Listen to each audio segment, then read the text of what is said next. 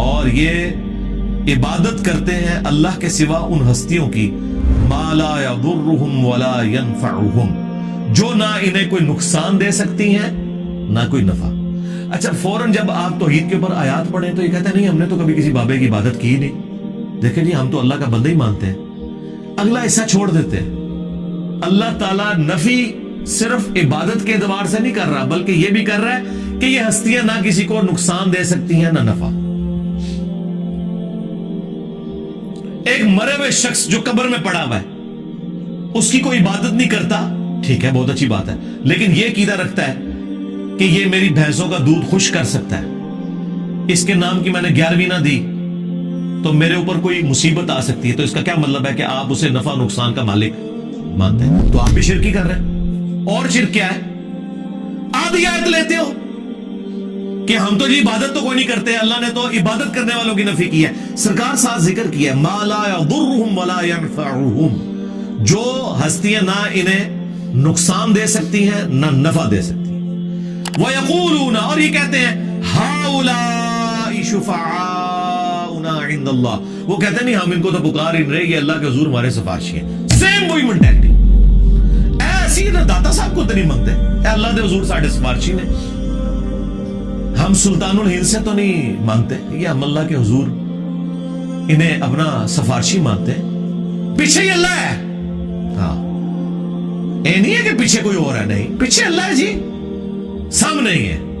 سرکار پھر اس کا جواب اللہ تعالیٰ نے جس انداز میں دیا ہے نا، وہ ایسا انداز ہے کہ اگر ہم خود سے دیتے تو یہ کہتے ہیں کتنی گستاخانہ بات کر رہا ہوں۔ اللہ تعالیٰ فرما رہا ہے قل اتنبئون اللہ بما لا يعلم فی السماوات ولا فی الارض، کیا تم اللہ کو وہ بات بتا رہے ہو کہ جو اللہ کے علم میں بھی نہیں ہے، نہ آسمانوں میں اور نہ زمین کے اندر؟ ہائے ہائے ہائے،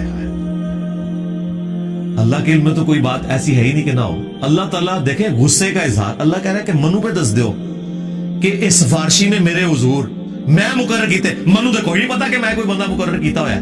ہائے ہائے ہائے، اللہ کو تو پتہ ہی نہیں ہے کہ کوئی داتا صاحب بھی ہے۔ اللہ کہہ رہا ہے میرے علم میں تو کوئی نہیں کہ میں نے کسی کو داتا بنایا ہو کہ میرے بہاف کے اوپر وہ سفارشی ہوگا۔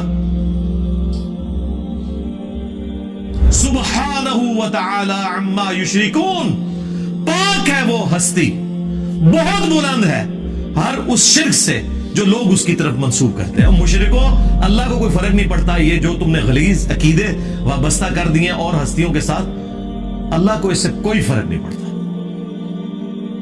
وَلِعَاذُ بِاللَّهِ تعالی۔ دیکھیں جی اللہ تعالیٰ تو اپنے عقائد اور نظریات کے اعتبار سے بالکل سچی اور کھری توحید قرآن میں بیان کر رہا ہے، کسی کو بری لگے کسی کو اچھی لگے۔ اللہ تعالیٰ نے یہ بھی پرواہ نہیں کی کہ لوگ کیا بات کریں گے، کس لیول پہ اتر کے اللہ تعالیٰ بتا رہے ہیں۔ آپ دیکھیں اس سے بہتر اور کیا انداز، سمپل اور بہتر اور بالکل کھلا ڈلا۔